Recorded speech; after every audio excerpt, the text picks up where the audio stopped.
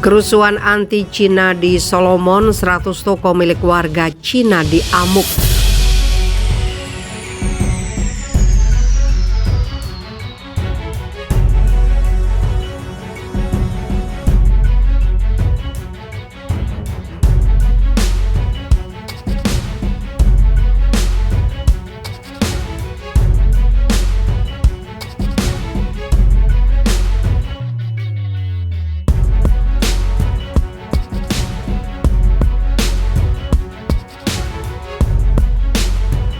Kerusuhan anti-Cina melanda kawasan pecinan atau Chinatown Honiara di Kepulauan Solomon sejak Rabu lalu. Sekitar 100 warga Tiongkok minta dievakuasi karena lebih dari 100 toko mereka telah diamuk massa. Selain kawasan pecinan Honiara, wilayah pusat kota juga menjadi titik kerusuhan anti-Beijing. Setidaknya 100 warga negara Cina di Kepulauan Solomon telah menyatakan keinginan mereka untuk dievakuasi, kata Tan Jingguang, Sekretaris Asosiasi Cina di Kepulauan Solomon kepada Global Times. Menurut data asosiasi tersebut, ada sekitar 3.000 warga Cina yang tinggal dan bekerja di Kepulauan Solomon. Sementara itu, pasukan polisi Australia telah tiba di Honiara atas permintaan pemerintah Perdana Menteri Manasseh Sogavare guna membantu upaya polisi setempat untuk memulihkan hukum dan ketertiban. PM Sogavare mengatakan kerusuhan anti-Cina dihasut oleh asing. Dalam sebuah wawancara dengan saluran berita ABC Australia, dia menolak menyebutkan negara-negara yang dia curigai berada di balik kerusuhan itu. Kami tahu siapa mereka, ujarnya tanpa merinci satupun pihak atau negara yang dicurigai. Sogavare bersikeras satu-satunya isu nyata yang menyebabkan adegan kacau sejak hari Kamis adalah hubungan Kepulauan Solomon yang lebih dekat dengan Cina. Dia menolak sebagai tangential semua keluhan lainnya seperti dugaan kegagalan pemerintah pusat untuk menyediakan infrastruktur ke wilayah tersebut yang dituntut oleh pengunjuk rasa yang sebagian besar berasal dari provinsi Malaita. PM Sogavare mengatakan dia mendukung keputusannya pada tahun 2019 untuk memutuskan hubungan diplomatik dengan Taiwan demi Cina yang mengangkat lebih dari beberapa alis di provinsi Malaita. Dia menambahkan bahwa peralihan itu menempatkan Kepulauan Solomon di sisi kanan sejarah dan itu sejalan dengan hukum internasional.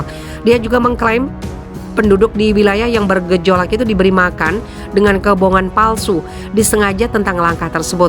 Pada Kamis malam, sekitar 27 petugas polisi federal Australia mendarat di Honiara atas permintaan Perdana Menteri Sogavare. Tambahan 93 personel keamanan Australia sedang dalam perjalanan ke negara yang bermasalah itu.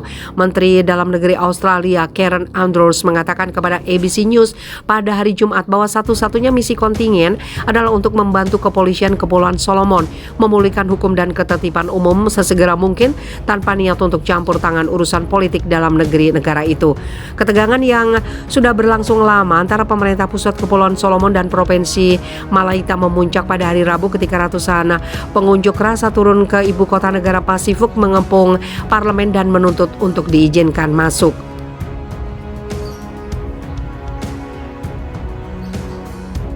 Polisi berusaha mencegah mereka memasuki komplek dan dilaporkan menembaki gas air mata dan peluru karet di kerumunan. Pada titik tertentu, sebuah gubuk di halaman parlemen tempat anggota parlemen pergi untuk istirahat makan siang dibakar. Setelah bala bantuan polisi tiba di tempat kejadian, massa membubarkan diri, namun penjarahan dan kekacauan terus berlanjut di seluruh ibu kota dengan sejumlah bisnis Cina dan sebuah kantor polisi dibakar sebagai akibatnya. Dari tahun 1999 hingga 2003, Kepulauan Solomon berada dalam cengkeraman kekerasan etnis dengan berbagai milisi menyerangnya di seluruh negeri. Saat itu dibutuhkan intervensi dari misi bantuan regional untuk Kepulauan Solomon yang dipimpin oleh Australia dan Selandia Baru untuk mengakhiri kekerasan yang menyebabkan ribuan orang tewas, terluka atau mengungsi. Pada hari Jumat, kerusuhan menyebar ke berbagai daerah ketika rekaman muncul untuk menunjukkan pengunjuk rasa menghancurkan properti dan menjara ruang pameran termasuk pabrik tembakau Inggris Amerika. Para perusuh juga membakar kediaman pribadi Perdana Menteri Sogavare di daerah Lunga.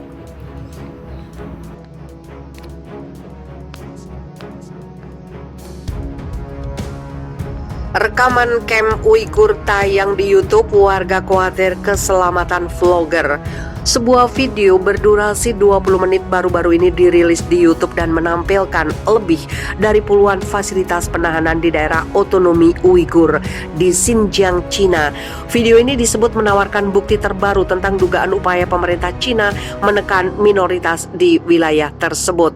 Video yang direkam oleh seorang laki-laki asal Cina bernama Guang Guan ini menunjukkan lokasi beberapa pusat penahanan di wilayah itu. Guang Guan memutuskan berangkat ke Xinjiang setelah membaca serangkaian artikel dari media asal Amerika Serikat BuzzFeed News. Video yang awalnya diposting ke YouTube ini telah menarik perhatian para peneliti dan akademisi yang selama ini berfokus pada dugaan tindakan keras Cina terhadap etnis minoritas di Xinjiang. Alison Killing, arsitek yang bekerja dengan BuzzFeed News dalam membuat peta citra satelit camp tersebut, mengatakan bahwa informasi baru dari video itu mengkonfirmasi apa yang mereka yakini terjadi di sana. Jika Anda bekerja dengan menggunakan citra satelit, Anda selalu mengandalkan sumber informasi lain untuk menguatkan apa yang Anda lihat. Kata Alison Killing kepada DW, itu bisa berupa video di lapangan seperti yang kita lihat saat ini. Bentuk pembuktian lain yang diandalkan oleh peneliti seperti Killing termasuk wawancara dengan mantan tahanan dan informasi dari wartawan yang mengunjungi langsung tempat itu. Dia menambahkan bahwa video Guang Guan membantu mengkonfirmasi apakah banyak fasilitas itu adalah penjara atau pusat penahanan. Raihan Asad, pengacara hak asasi manusia yang selama ini berfokus pada masalah Uighur, mengatakan rekaman video tanpa filter itu menambah dokumentasi dari yang tengah berlangsung di Xinjiang. Ia juga mengatakan bahwa rekaman itu telah mengalahkan propaganda negara dan disinformasi dari apa yang disebut dengan istilah Happy Uyghurs. Situs penahanan dipublikasi di YouTube. Saya mengunjungi Xinjiang sekali pada tahun 2019 dengan bersepeda, tetapi tujuan kunjungan saya kali ini benar-benar berbeda, kata Guang Guan dalam video tersebut. Saya membaca sebuah cerita di BuzzFeed News bahwa wartawan mengidentifikasi dengan membandingkan lokasi sejumlah pusat penahanan di Xinjiang lewat citra satelit. Dia lalu mengikuti peta satelit Mapbox yang dibuat oleh BuzzFeed News, juga gambar satelit dari layanan Baidu Map untuk memfilmkan 18 fasilitas penahanan di 8 kota di Xinjiang. Video itu diunggah ke kanal YouTube-nya pada bulan lalu. Namun berdasarkan cuitannya di Twitter, Guang Guan diyakini pergi ke Xinjiang dan merekam film fasilitas itu pada tahun 2020. Karena peraturan pemerintah Cina kini sangat sulit bagi jurnalis asing untuk mendapatkan akses ke Xinjiang untuk melakukan wawancara. Saya berpikir jurnalis asing tidak bisa pergi ke Xinjiang, tapi saya masih bisa pergi ke sana, kata Guang Guan di video itu. Guang Guan memulai perjalanannya dari kota Hami di wilayah timur. Di sana ia berkendaraan melewati pusat rehabilitasi narkoba terisolasi Hami.